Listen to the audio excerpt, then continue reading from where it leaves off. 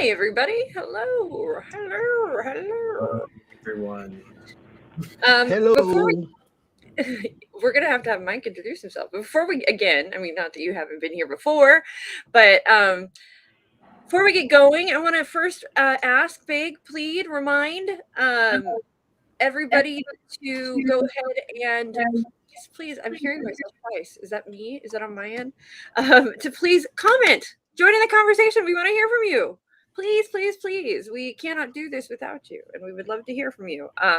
So if you have any questions, if you have any feedback, input, anything you are thinking, please, please, please let us know. And hi, Jen. Good to see you. Jen is a little under the weather. That's why she's not with us today. But we have Mike here and Kyle. So if you guys want to introduce yourselves, then we can talk about what we're talking about. Hey, I'm Mike James, one of the facilitators here with CLCI. I'm excited as always when I get to be on a live. So, yeah, as Brooke said, just make sure you're involved. Let us know. Drop some feedback, questions in the chat, and I'm excited. Let's do it. Awesome. Kyle. Nice. I'm Kyle Rodriguez. I'm one of the class technicians. So you might have seen me in one of the level 1, level 2 classes helping out. And yeah, I'm excited to be here live today too. And I'm looking forward to Jen's questions. I know. I'm excited for Jen's questions too, because I believe that she has questions all day. So what is our topic today, guys? Pain. Pain. And how it's We motivation. came to bring the pain. Yes. Pain is weakness leaving the body. Is it really? Maybe. No. Is it? No. That's okay. Is that No, when you really think about it, it's not. Right. How pain can be motivating towards our goals, and we can utilize pain and suffering. I don't know about and suffering though. When we say pain, are we talking about purely physical pain or like? Well, we haven't gotten that far yet, have we? I Well, mean, we're not far right now. I'm asking that question. why don't we first define pain, and then maybe we'll get our answer? Yeah. No. Do we need to define what pain is? I Pinch think yourself really hard right now. I really think we should define what pain is, because everybody might have a different interpretation. So I think it's important to ask that question. So It's a noun. It's physical suffering or discomfort caused by illness or injury. Pain. So suffering Thank is you, Kyle, for your definition. First Google search that came up. Mike, what is pain to you? For me, honestly, just to keep it simple, right? It's just something that you feel in a negative manner. Physically, I would say. Does it have to be physical? No, not at all. Not at all. But just, not getting into the layers of it, right? That first onset, I guess, that physical, but many times, actually, especially as where we're going with this live, it's not physical, but that's to describe it if I was looking for a non-dictionary term or what it means to me. I think that what's interesting, I think, is pain can begin either physically or maybe emotionally, but it often has a way of transforming itself into the physical. If it starts mental, it probably might start to show itself physically, and if it starts physically, it often will show itself mentally as well. So pain has the ability to cross the bounds, I think, of just being in a physical or emotional. If it starts in one place, I think it often moves into a secondary place in our Definitely. experience. Right. Jerome. I don't know that I want to get too creative and out of the box with my definition. It's pretty much the same as Mike's, and I mean Kyle, he did get the Webster definition, I'm sure, but something that hurts to me. Just what comes to mind, anything that hurts. I think I associate pain more so emotionally, usually than physical. Maybe it's because I'm not running around and hurting myself like I was when I was a kid anymore. Most of the pain I get, if we're speaking about physical pain, is probably going to happen at the gym. Other than that, again, when I think about pain, I associate it usually emotionally when I'm going to I'm gonna think about pain. Is it's usually what I tie it to. Pain is stubbing your pinky toe when you're walking in the Oh my in the god! dark. Like That's when you pain. kick it really hard, oh, you feel that in your soul. Like, oh my goodness. No sounds can come out. It's it's the Peter Griffin. No sounds can come out. It's just the I can't verbalize what's going on, but I know what I feel right now. It's so my deep. God. Yeah, it gets so deep, right? It's like core pain. Like, oh my god. Yes, I know exactly what that feels like. And go ahead. adding on to what Jerome said, I think that's interesting. Like when you mentioned that when you were a kid, I think a lot of times as we get older, just life experience and all that stuff, it does change to where now it's more of an emotional thing because of what we're dealing with as adults versus kids. A lot of times as kids, it was physical. I fell off the slide. I ran into something, I slammed the door with my finger. But as an adult, is now we're dealing with all the things that comes with being an adult and the decisions we make. And it's just more emotional and mental pain over just that physical. So when you said that, I thought about that as well. I think there's oh yeah, I'm sorry, Jerome, I interrupted. Go. No, I was just gonna say, not to say I'm like a masochist or anything, but I think the older you get, you kind of get used to physical pain to an extent, unless something that's never happened to you before, that's drastic, until that happens. For the most part, stubbing your toe, I don't think you ever get over that. But for the most part, you kind of bump your shoulder into something.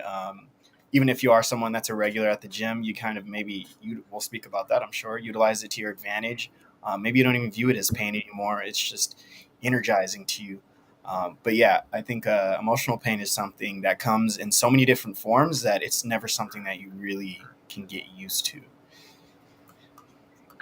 Well, we'll get there. Okay. Because so we're talking about pain and we're talking about it us sort of adapting to it or getting more used to it as an adult.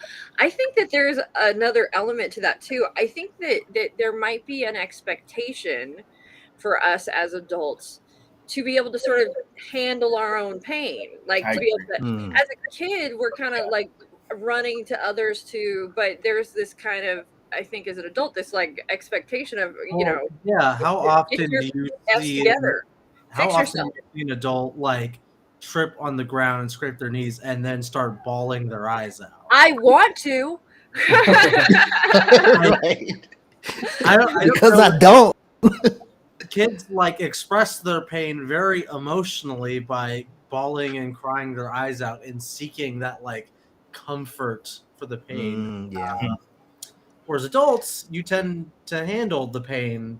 We've like been trained to internalize it, but I don't know. Maybe those kids got it right. Maybe they figured something out though. I'm in pain. I need help. What? No, Anthony. I think there's a subtlety to the pain though. Like as an adult, you tend to like categorize your pain and like worry about it in different levels. Like, okay, pain at the gym. This is like a sore pain. This is good pain. I should be okay with this. Oh, there's a very sharp pain in my knee when I run at the gym. I might need to go to the doctor for that, or I might need to be careful with what I'm doing because I might really injure myself. So there's a lot of subtlety to pain as you grow older and you start to notice what kinds of pains there are and how severe they are. So we've talked about all this in a physical realm. How does this apply in a mental health realm, to a mental pain realm, to a, Heartbreak. I'm thinking about like heartbreak. So I mean, your first breakup might have been the hardest thing that you ever went through. You might have thought life was over. I'm never going to be loved. I'm never going to love again. And then maybe as you continue growing up and going through those experiences, you understand how to deal with loss or people that leave you. And heartbreak might be a little bit more able to handle. It's still hard. It's always hard losing somebody in your life, but it's a little bit more copable. I think that's the right word. What's interesting is I've said this many times is when I am like feel that kind of, I feel it or physically too. Like when I understand why they say heartbreak, because like I feel it. Like it's like when I'm that upset or anything, there's a physical actual feeling in my chest, in my that I get, and it's an interesting physical manifestation of my emotional state for sure. Um, which I think is true. I mean, if we just look at the hormone levels and the way we breathe and the way we, when we're upset, how jumbled our thought processes can really Yeah. heavily affect how we are reacting in certain spaces. So now let's talk about the other flip side of this, is the gain part for a minute, and then we can maybe bring them together. So we're going to move into this space of gain. I'm thinking of like the 3-year-old that's screaming and crying because they stubbed their toe, right? As an adult, we but as a kid, we're gonna let it out, right? Unless you're the Right. kid that's just ignoring it and stubbing and running and just keep going, like it's not stopping me. Um, I mean, could you tell that kid, okay, wait, turn this into gain right now? Yeah. I think so. I think you could. It could always be a valuable learning lesson. Something that's, you're still gonna be in pain there in that exact moment. But if you just sit on it and let it happen and don't do anything about it, then you're not really gaining anything, because maybe the next time you run around to a situation similar, you go ahead and do the exact same thing.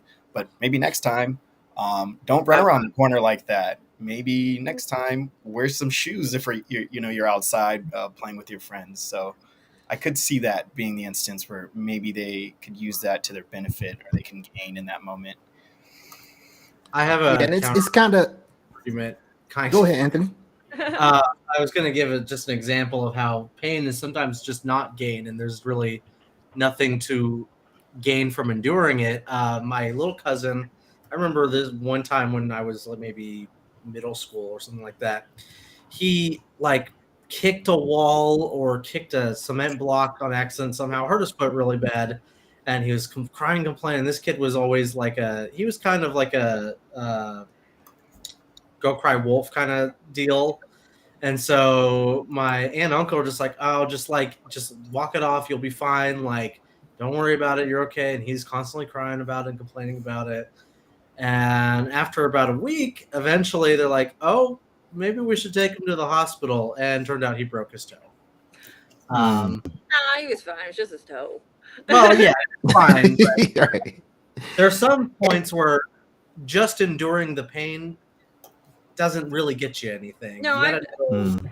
when and how to articulate your pain. Every time I've broken a bone, which I've done quite a few times, and it's always been my wrist, my hand, my foot, weird appendages, but I always would go like 24 hours, like of it just in like throbbing, before I finally get fed up and I go, okay, there's something really wrong here. I gotta go see a doctor. But I always for some reason make myself suffer through that like 24 to 36 hour period just to see if it's going to get better or stay as it is, and then eventually I just get to the point where I'm like, no, this is broken or something, and I end up going. Yeah, it made me think about that. It could be that happy medium, right? Because back to how we open, right? And Anthony said that quote we always hear, right? Pain is weakness leaving the body, and we also hear no pain, no gain. Yep. But truly, I've heard this said, and I don't know when. I was personal training. I don't know if a client told me or it was something that just came up. But pain is really that indicator light on your dashboard that there's a problem. Something's going on and it has to be addressed. So that happy medium, right, of now moving from the pain to the gain is when that issue is addressed. So when you were a kid and you bawled out, either in that space you wanted the emotional comfort of somebody running and saying, "Oh my God, you poor baby, and you got a boo-boo. Let me give you a band-aid. Let's clean it up." And you said, "Oh, you feel so much better." Even if it didn't hurt, just the emotion side of it, you calm down, right?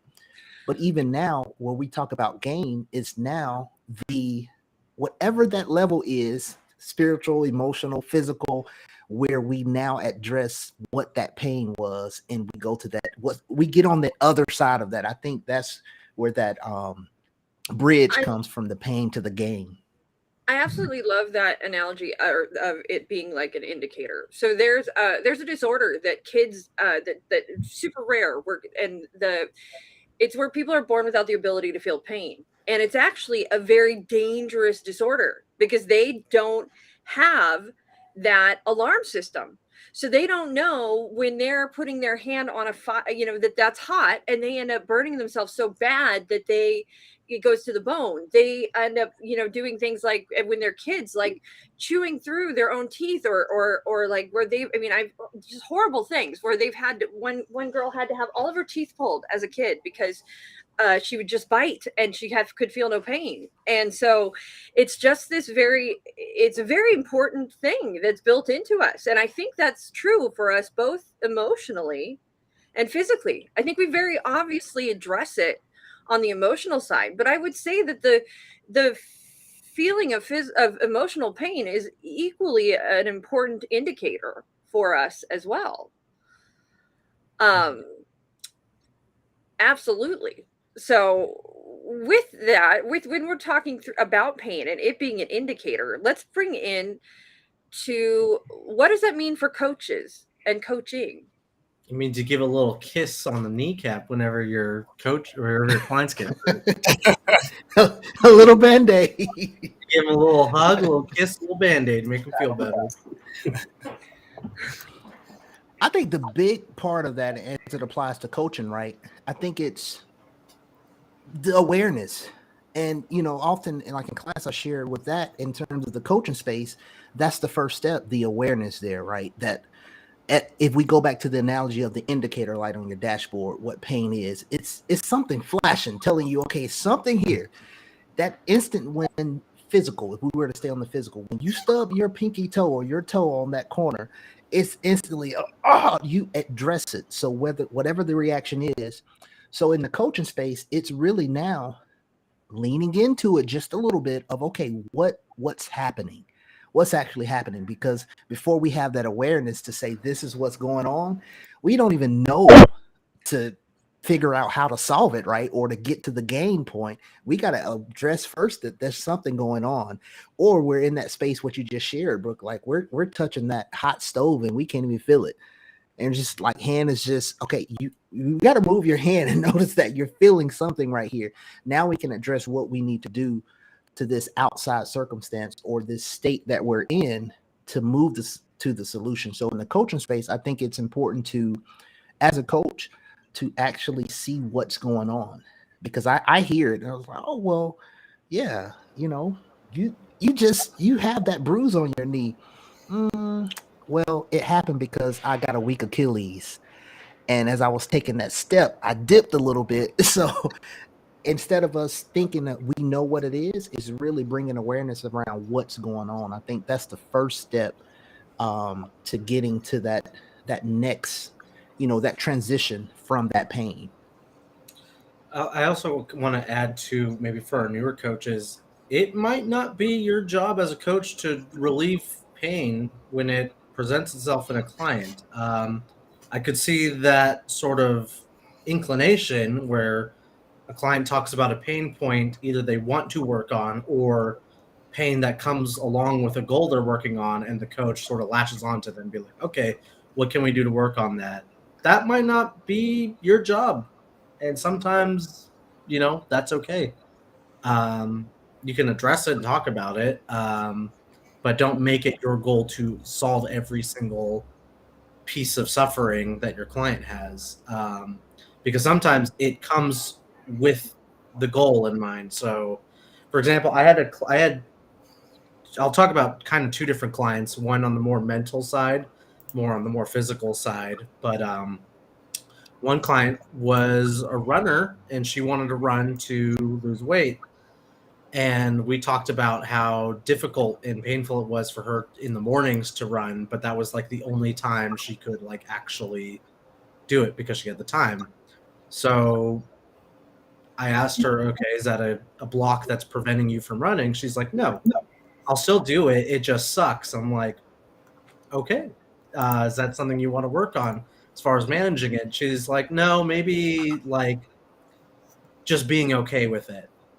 And so we didn't exactly solve her pain just because she was achy in the morning. We just, found ways to encourage her to run more. On the opposite end of the spectrum, on the more mental side, someone wanted to leave their current business and go into a new business, and that was very painful, or she anticipated that it was going to be painful because there's going to be less money and she doesn't know what she wants. There's like this mental distress going on. And so the conversation was just, do you want to work on these blocks, or do you want to, what exactly do you want to work on in terms of your distress here? So yeah, hitting the pain is not the most important thing when they talk about pain. Yes, but I think what a great, awesome examples of how it may come up. But I think there's a subtlety too, though, in this as well, that those are very obvious discussions of pain. But I think that we as coaches can maybe use pain as an indicator for us, the coach. And what I mean by that is by paying attention to subtle cues or subtle things that our clients say, we might be alerted to maybe things that are going on with them that they're not outwardly sharing, that there may be pains that are not fully in the forefront, or maybe they haven't even fully realized or worked through, that we can sort of begin to uncover as blocks towards their goals. And I think that pain can work as an indicator for us, right? As a coach as well with our clients. But Jerome? Go. I was going to say, Anthony brings up a good example. To be careful, yes, I agree 100% with Brooke that pain can be an indicator, but also there is subjectiveness to pain, I think. Kind of with Anthony, what he was mentioning, who was the runner, who she said, nah, I don't really want to deal with it. We could use that as an initial indicator to say, let's work on this. She doesn't maybe want to work on that. So the fact that Anthony explored that with her and got to the point where you guys eventually could work to what you really came into the session for, I think is important. So that's always, that just comes back to making sure that you're thoroughly asking questions and getting through to exactly what your client really wants to work on. What I want to respond to Brooke with about that, like seeing the signs of pain. I'm wondering how you do that accurately, because like even the most like strictly physical sense, like you can tell me you're an 8 out of 10 on the pain scale.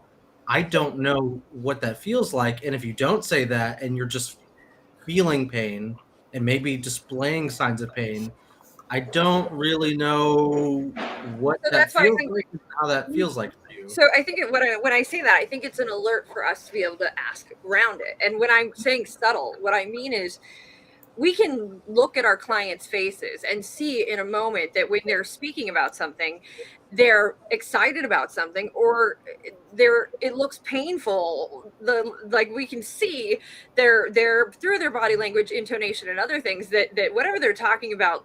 And I'm not saying like it's causing, maybe it just seems like it's painful for them to do. Like, you know what I mean? Like when I'm not excited about something, I might not be saying I'm not excited, but it's something I have to do.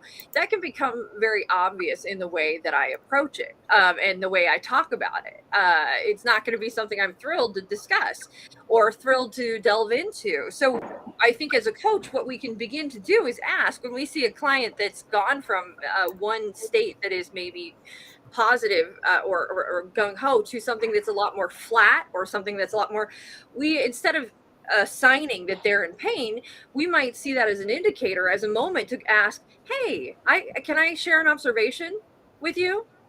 Yes. So while you're sharing about that point, I noticed that you went from being very excited to looking far less so, or or something along those lines. And that is then it allows them to share. But us as a coach, I think that it's an opportunity for us to be able to make those observations and sort of see, oh wait, there's a shift of energy here. This does not seem like the client having fun and enjoying or what have you, and begin to sort of dig deeper and ask those deeper questions. Can I ask around that? And if they're willing to go there, it might be an opportunity to open doors. If of course, always if the client is willing and it's where they want to go. I think that's definitely. That's absolutely, that's spot on, because when we notice something, right, and it goes back to you were answering that question that Jen put in the chat, it's how do we bring that awareness around it, right? And that's it. It's the actually that analogy I made about the indicator light, right? Have you ever, took a ride with someone where you say, your tire pressure light is on, and they say, oh, it's been there so long, maybe they're not even aware. So in the coaching space, when we do that, say, you know what, I just noticed, I don't know what happened right there, Brooke, but something changed when you were saying XYZ. And when I reflected back, sometimes the client is like, oh, wow, I didn't even know that my shoulders, I didn't even know I was looking down or I was looking. I And didn't so even. I think the important step is what, as you were saying, Brooke, let them put in those adjectives or what it means. Now we can proceed. Like, tell me what's going on here. And it's, you know what? Wow, you caught that. I didn't even realize that, I was frowning or whatever happened. And so I think that's the biggest thing is we definitely want to bring awareness to it when we see it. And also be prepared for if your client might respond with, this is my, oh, that's just my thinking face. That's just my, Right. and don't like dig into that. And oh, okay, awesome. Like, you know what I mean? Or, would not say awesome. Don't say awesome. No. Oh, okay. Okay. All right. I just wanted to share the observation and make sure that we were on the same page, that I was understanding, that I knew what was going on. Thank you for the clarification. But I think it's okay for us to make those observations because those might be moments, but be prepared as a coach also for them not at all to go the way you think they're going to go, and be okay That's with it, that. yeah. Don't bring your Yep. ego into it. Right. Jen, I think, asked us a question here. When the coach brings the pain to the client's awareness, the client is triggered by it and rejects it, what should the coach do? Ooh. Let it go. Mhm. Let it go. If they Breathe. reject something, that's not a cue for you to keep digging. Although, if you were like maybe a therapist or a psychotherapist, that'd be like, oh, let's go deeper here. That's not your job as a coach to pick at a scab that your client doesn't want to be picked at. Just let it go. It's Yeah, this conversation reminds me of the "It's Not About the Nail" video, and she's talking about she's got a nail stuck in her forehead and she's complaining, and he says, "Well, take the nail out." And she's like, "It's not about the nail," and so she rejects him from showing that pain, and maybe it is a little bit something different that they'd rather talk about. It could be painful or not, but don't dig into problems that maybe you're not qualified or can't handle, or they're not ready to handle. They're not ready to dive deep into something that could be fresh still, could be a new tendered wound. if we continue with that metaphor, if you decide to take the nail out yourself, the brain fluid might start to leak out of the hole. So, Right. leave the From nail. what you started with. So if it's not your job to treat a nail in the forehead, don't pull on it. Just let it Don't go. put a nail in the forehead. Right. Work on something else that your client wants to work on. Let the doctor do that. And I think that's the especially for a new coach, right? Maybe the hardest thing to do is realize that it's not me, not mine. It's not my issue. And when I bring that to light, right, bring that awareness, tell me what's going on there. And as the example you gave, Brooke, like, it's just my thinking face, or, my shoulders drop. Oh, really? Oh, it's nothing to it. Okay. I still sense something, and maybe I'll come back if it comes up. Okay, well, now a little while ago, we talked about whatever that was. And as I reflect, as Lisa was sharing, as I reflect back, I bring that mirror up and say, okay, I'm noticing it again. Something's happening when you talk about this thing. But other than that, if they say that it's this or it's not that, or even if they're not ready, then me as the coach, then I got to take a moment to just breathe. And as Anthony said, just short and sweet, let it go.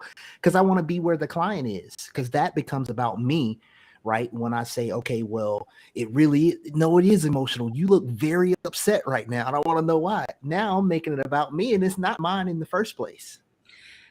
I love that you said that. I was chomping at the bit to bring it back to that we got to, when you said meet the client where they're at, we have to be there with the client. We are in that world, is the world we're in is the one the client is painting. And so we have to believe it. And it's not our job to tell them the way that they're painting it is incorrect, or to tell them what they're painting is not right. We have to just be in there, be a part of it, and be 100% in the world they are creating, and be willing to go with them. And so I think if we rejected it, right, at that point, it might do some serious damage as well with regard to rapport for you and your client. And so, one of the things that's interesting is we do have moments that we've talked about, and it's something we even say in class. So I would love to sort of talk about this, where we go, you are going to feel uncomfortable. There might be moments that this is uncomfortable. Talk to me about that. When we say that, or even in a coaching space, what do we mean by that?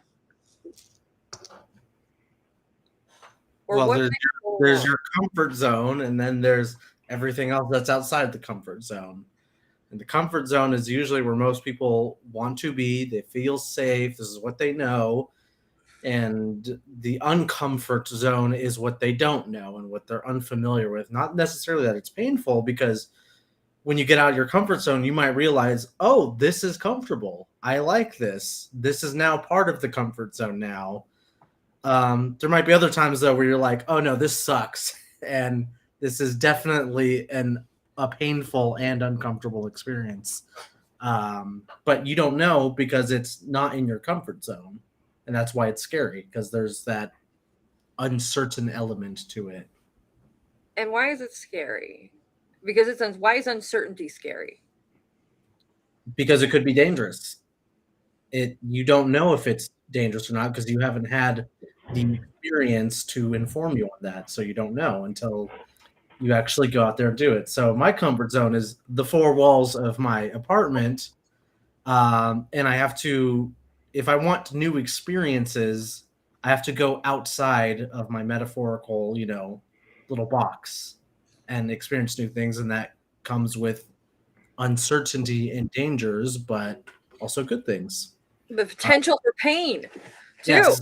I think we talked about this a while ago too, but being in control, I think when you're out of the comfort zone, you lose that sense of control of maybe where we're going or headed.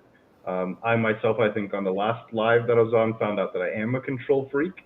And so sometimes when I do get into that uncomfort zone, I don't know where we're steering the conversation. I don't know if it's something I'm qualified to handle or talk about because I'm uncomfortable.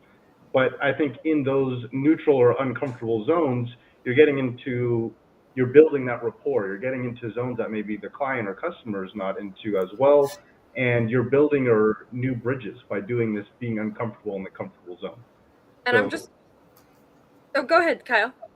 That was kind of where I was going with it, was just, that was kind of where I was going with it. I think so.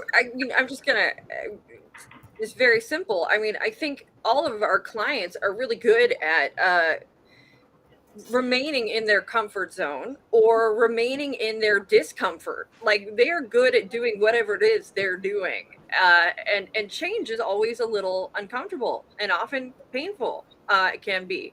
And so it's kind of our job as a coach in many situations to work with our clients on, okay, well, let's figure out what how we're gonna get through this, how we're gonna get you moving, get you out of whatever situation, get you doing what you're doing, and sort of begin to be able to use that pain or address it so that they can sort of get into motion and get moving. When we say something like, very literally, let's make your pain your gain. One of the things we're really talking about is motivations in this too. And I think it's something we haven't fully addressed, is this motivating factor and the fact that pain can be a motivator. What does that mean? The first step before even there's a coaching session, most of the time, I'd say 90% of the time, there is some painful motivator that causes a person to seek out a coach. They have to find a coach for some reason. They're trying to achieve something, and usually that what they're trying to achieve is fulfilling a lack or addressing a pain point of theirs.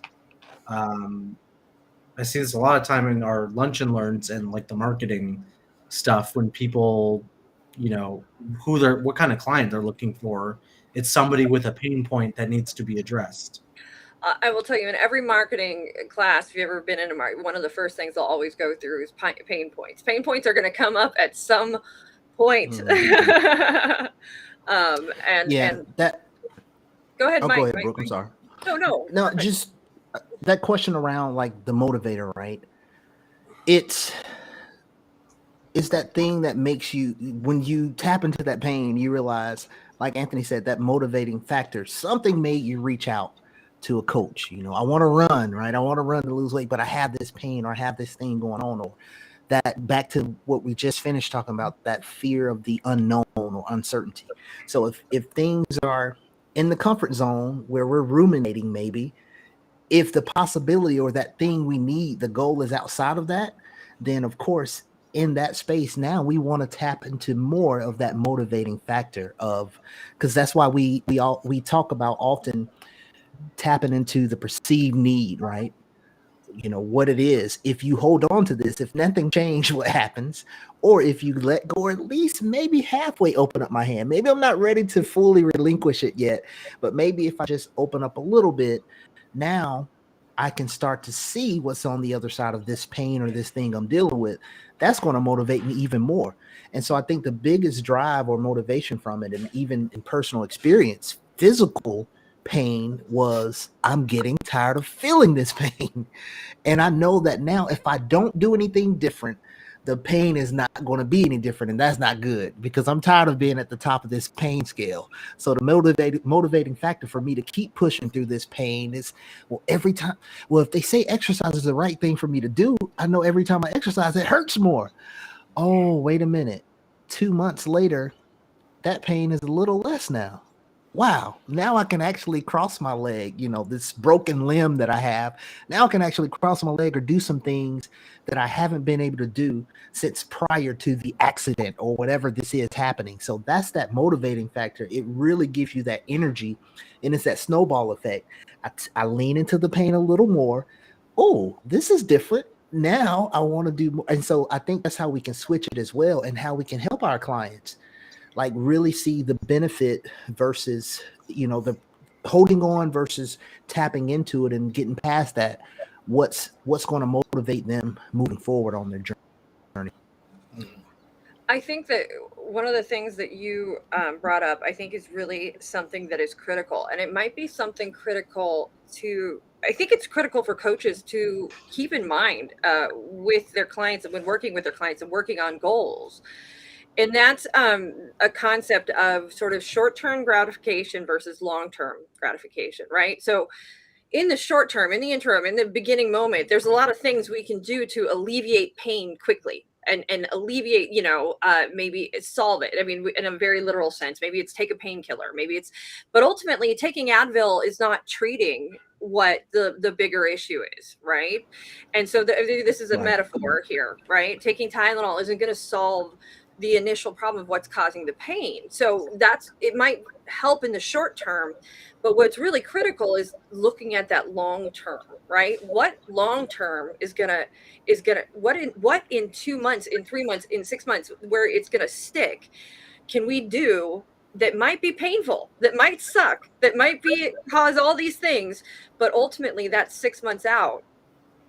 Bam, that's where it's going to be awesome, right? Or 1 year. And so it's keeping that focus and that on that long-term goal is what Mike brought, and that long-term gratification. And that's why emotional relevance, I think, is so critical in this, because we have to know emotionally where our clients, they have to know where they're going to be in those emotional outcomes and how their life is going to change, so that they can get through these pain points, these things that might be painful along the way to get to where it is that they want to go.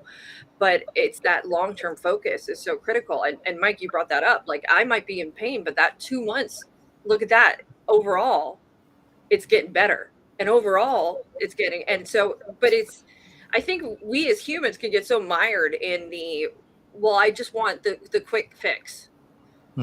Yeah. I want it to go away now. What can I do for this to go away?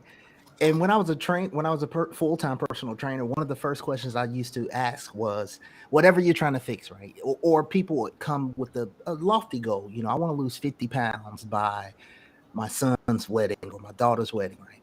And I always would ask the question, how long have you been carrying that excess 50 pounds? True story. When did it happen? Yeah. You know, it's been a 25-year journey, Mike, of just not being as active or whatever that is. And like you say, we want the fix now. Well, I want to have this it. thing is happening in 3 months. It's happening in 3 Right? months. So what can you do to fix this? It's like, okay, that's fine. Now let's be realistic and talk about what we're going to do. That's where it goes back to what you said, but this can probably be uncomfortable, but let's be realistic for a moment and think about what's feasible for you to do. What small changes can you make now to reach that ultimate goal? Because right now, it's going to be more painful when you focus on the fact that you want it now before even doing the work to start to peel back the layers, because there's always an issue behind just, oh, this problem, right? And that's why I always ask that question, because I begin to shine the light on, you know what, I've been making poor choices for the last 25 years, and it's got me to this point, but now I want to change in 6 months. And I Okay. think that's also, I mean, what you bring up is a brilliant point, and I'm applying it to my personal life, of course, because we all do this, right? We run it through our personal filters. But in January, I set the goal of just really focusing on my health and really getting myself into better shape and just doing what I needed to. By April, I was getting frustrated because I felt like I wasn't seeing the results I wanted, right? 4 months in, but it was just about, I just kept at it, right? And now I'm 11 months in, and I'm seeing the result. The results are happening, right? And now that's a whole other level of motivation. But what I did that worked for me was there were micro points. Like I've had micro sort of micro victories along the way that kept me going. And that was so critical. And so that brings in, if we take that to a coaching session, right?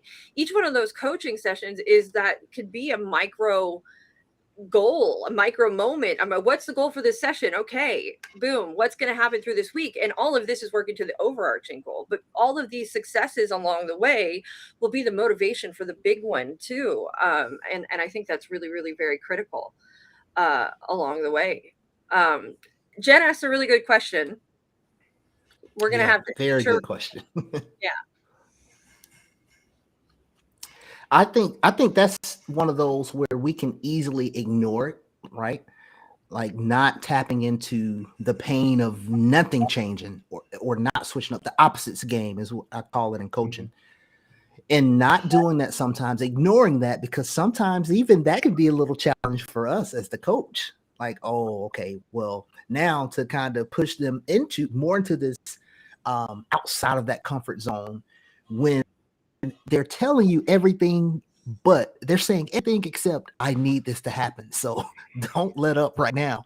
I think sometimes we can miss an important opportunity if we don't just ask that simple question of, what if nothing changes for you? What happens then?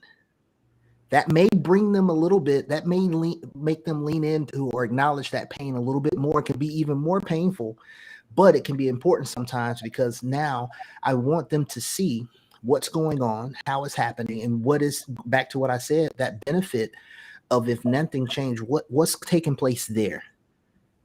Now when we turn the table, that motivator comes back up, right? Like, yeah, well, thank you, Brooke, for bringing that to light. Now that I thought about it, if nothing changes, now I know I want to change. Okay, let's do it. And it goes back to what Brian shared too. Like, I stopped for a moment, but then that it's like that stoplight. But then when the green light or that light changes, it's go time. So now I'm comfortable. I'm ready to go through the pain of this process. 3, 6 months, a year. Brooke, in your case, 11 months. Now I have something. I'm tapping into that reward. I feel that emotional, that physical change. So I think a lot of times that question that Jen dropped, it can be a space of kind of not necessarily literally dropping the ball, but it can be a missed opportunity for coaches. And sometimes it's us that we're uncomfortable really tapping into that space. And I think it can be really important for the client if we do.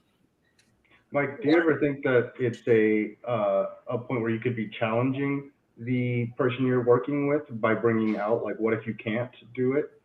Bringing in the opposite. Do they ever feel like, oh, well, you're challenging me and I feel like attacked almost, like I can't make those goals, or if I can't, that's how it's looking or appearing by tapping into that opposite? Or do you always think that it's a missed opportunity by at least acknowledging what happens if they can't do it?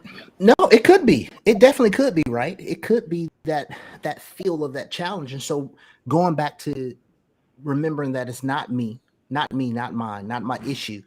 If that happens, then okay, let's address that. What's coming up now in that space? Because sometimes the challenge helps, but it's a person-to-person basis. To this point, I've never had where a client came out and said, well, why did you ask me that? We talk about the importance of when to use why. I've never had that come up of, well, that feels like an attack on me or challenge to me. But I've had times where a client pause, and I leave that pause where it say, it's almost that no one's ever asking me that, or I've never asked myself that. So it could be, and I would say when you notice that, going back to that rapport that you build with that client, when you notice that it felt challenging, then maybe I'm going to navigate it a little bit different the next time. But it definitely can be that case where it can feel like a challenge. But sometimes it may be the very thing that's needed. It's something I definitely done in some of my sessions before, where what they're hoping for as a result, there's a lot of factors outside of their control that they're trying to influence. And so I've asked them, okay, so what will happen? What will you do if this succeeds? Okay, we'll have that conversation. What will you do and what will happen if this doesn't succeed or doesn't go the way you intended? And then we have that conversation, because most of the time it seems that there are definitely factors outside of the client's control that can affect their goals and situations. The more stuff that is directly in their control, I tend not to ask that. I just take their word. Okay, you're going to do what you said you're going to do, and then we'll talk about it the next session or something like that. I think too, but wait, to Mike's point, there was a very is sort of doing that exploration. What's the worst that can happen? What is the most painful possible outcome here, right? What is the best that can happen? What is the best possible outcome? Okay, well, if the worst possible, most painful outcome happens, how do you maneuver through that, right? But then to Mike's point, one of the amazing things that maybe we don't think of as coaches is we're giving them the best and the worst of if they do, adding that, well, what's the worst that can happen if you do nothing? Is another piece that maybe we often don't think of, but that's sort of where I think a lot of our clients are. They're coming to us because they're in that state of, I'm not moving, I'm not doing. So what happens if you continue to do nothing? What's the best outcome of doing nothing? What's the worst outcome of doing nothing? And I think that's another way to look at it, honestly. Yes, it's like exploring all those options, right? And even what Lisa just shared, right? Maybe it's not the way. Maybe it's not the home run. Maybe it's second base that's going to get us to that next step in our journey. And we may have to hang out there for a year or whatever. That's okay, because it's life, right? So even in that space where you talk about, you may encounter as a coach, you do the worst case scenario, right? Of the now, if nothing changes. And then when you get there, and both of them seem a little cloudy. Well, I don't know. I mean, I don't like this, but I just don't think I can do that thing, right? The finish line. In that space, what's halfway point? What's a halfway point? What can you do? So it's really just kind of, as I always share in class, like it's that subtle dance, right, of the coaching and that conversation in the coaching session that you're having with your client, of really just responding if the client was the leader in that dance, right, that we're doing, responding to what that step, that move, that last thing they said. So, okay, that's okay. What's the halfway point maybe? What happens when we do have some of these obstacles that comes up halfway? And that's okay as well. So that's the important thing, just really shining a light on all possible outcomes, right? Or options for the client. And I think that's where we really can empower the client. Even though it takes a little bit of slowing down for us to pick up on those things, I think that really creates a client that now they start to be more empowered and the sessions change. Yeah, I think also too. One of the things we talk about too in this space is with pain, regard to pain. I think as a coach, what we need to do also is always allow for our clients to feel it, to go through it, give them the space if that's what they need, right? And then, but we should never brush it away.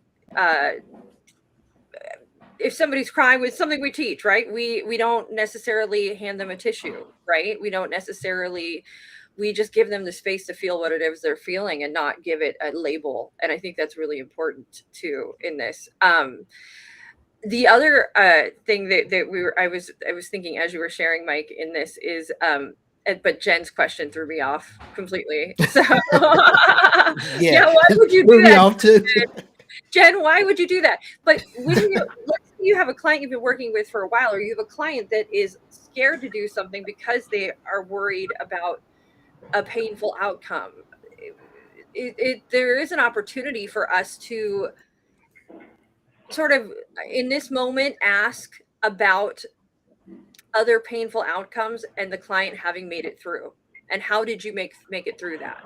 Right? There is an opportunity for us to do that, to utilize success that our previous successes our clients have had in painful situations to or act as a sort of reassurance without us reassuring as coaches that they are where they can tap into that internal reassurance. Oh, I did do that. Oh, I did get through that. I am okay today, and I did experience that. So I know I can do this. And that the successes they've had through pain might serve as a way to even better, I guess, support them taking painful steps forward. Jen, why would you ask that? You should roundtable it. Roundtable that. So we're almost Before done. we So do that, we're gonna wrap this up. Yeah. Before we Right. do that though and wrap it up, one of the things Brian shared something in the chat coming from YouTube. What would progress look like for you today? Questions. Could you ask those questions? What would progress look like for you today? And then what would it look like for you this week, next week? That's open. And so for that, to answer Brian's question, sure, because both of those are open-ended questions, of course, one at a time. But yeah, what would it look like for you next week? If you really have a client that's really stuck in the space of now in the finish line, maybe it's a 2-year goal, a long-term goal, maybe. That would be awesome. What does it look like for you progress in 6 months from now? So I just wanted to answer that. Absolutely. So I don't think we should. Well, what is the most painful thing we've endured? That's That's rough. Let's just go with physical pain, everybody. I'll start it off really quick, and I dropped it in our chat. For me, one of the physical pain, not emotional and stuff like that, but the most physical pain I endured was 2017, a motorcycle accident. And when we talk about pain to motivating, that was motivating factor for me. At the time, I was a full-time personal trainer. So to be up and down on my feet all day, telling people how to move and not being able to walk, that was a strong motivator. One of the most painful things I endured, and Brooke, as you shared, you broken many bones. I didn't until March 12th, 2017. And all of a sudden it was multiple. So I didn't know what that was. Always been a strong, healthy person. So that was for me really a big most painful point of my life, but also one of the greatest motivators that gets me the energy in the Mike that you see today. Yep. And that's really, when we move through it, that's why being in pain means growth. Typically, if we handle it correctly. All right, keep going, guys. It's pain's so versatile. There can be like a very acute type of pain or something that's prolonged. If we're speaking physically, I think just what sticks out to me the most is probably breaking my wrist. I couldn't sleep for about 48 hours, legitimately couldn't, until I could actually get in and have the doctors kind of realign my hand and put it back over my bone. And still, even after that, it was horrible. If we're speaking physical, we're not going anymore. We don't have enough time for emotional right now. So. Right, that's a whole nother lie. That's a deep dive.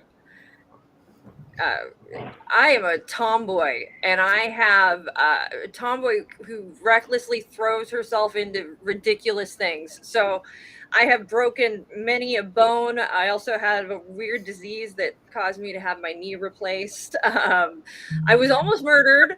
I also more recently have been trying to figure out why I've been experiencing some crazy pain.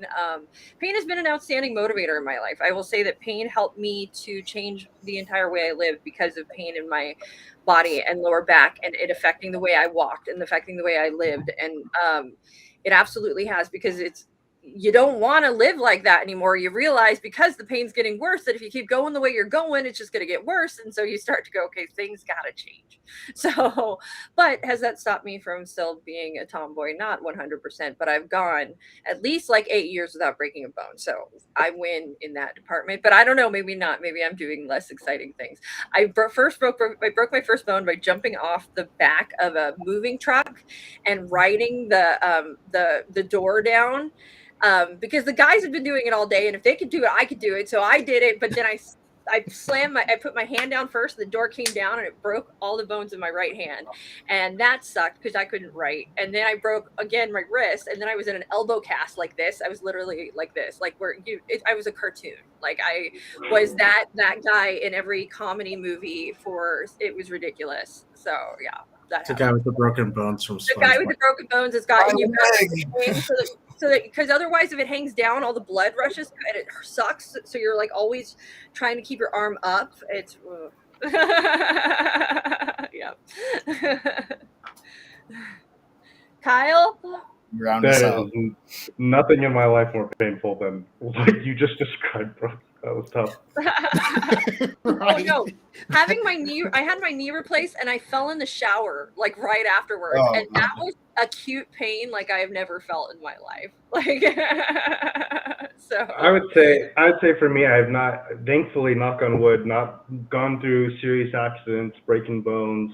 I've had a pretty blessed body, but I recall mentally looking in the mirror a couple of years back and just being disgusted about how I looked. It was just me. Nobody told me. Nobody was like, "Gosh, Kyle, you're too skinny, too fat." No one said that to me. I never heard that, but I was disappointed in how I looked. And I remember looking at myself, and the next week or so just rechanging my whole routine, really getting into the gym, eating appropriately, checking out research of what you should be eating, not eating supplements. And since then, my life has changed. I'm very frequently in the routine of going to the gym, staying healthy, cooking responsibly, not going to fast foods. And it was just because of that one painful night of looking at myself and not being happy. And I wanted to turn that and change that. And so now I feel like I've gained, because I'm constantly progressing into something what I want. There's no end result, but at least I'm not looking back at and saying I'm at this body figure that I didn't like. I will tell you, as a woman, once a month, usually the day before her period, every woman looks at herself and is disgusted. But it is 100% because of hormones. And you just learn as a woman to, okay, wait, and give it a few days and it'll go away.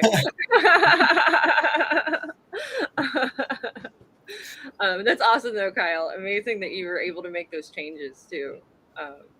Probably the control freak in you doing you some favors there. Could be. Jerome, did you? Yeah, I went with Jerome went. yeah. Okay. Oh, Yeah, Anthony Anthony didn't share. Anthony wasn't gone. So the most physically painful thing was also simultaneously the most emotionally painful thing, and that was like a whole 8-hour freaking odyssey for me. So I won't get into that. And strictly the most painfully physically thing, I think maybe like getting my jaw surgery and the recovery period after that, because my face was just huge. I looked like a 300-pound man face on the body of a 110, 20-pound, teenager. But also like being nauseous and just sick and being in my room and super bad headaches and just the whole recovery period was just a week of just horrible, horribleness and like being like just out of it. So that was a very painful recovery, but I came out a handsomer man with the perfect jaw now.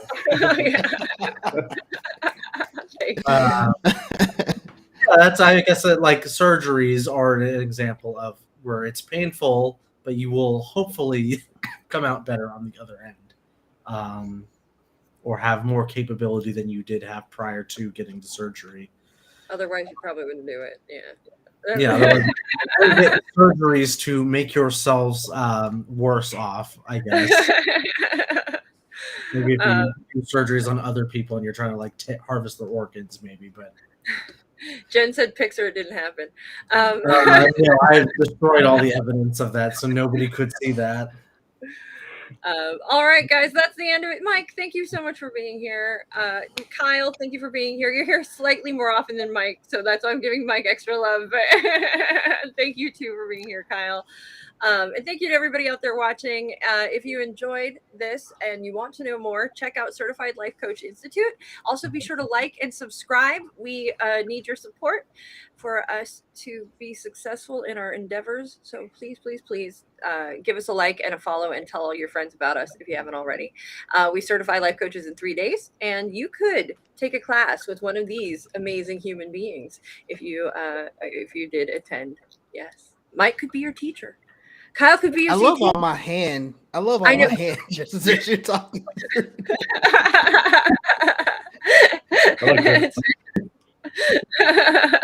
All right. Thank you so much, guys. Bye. Yeah.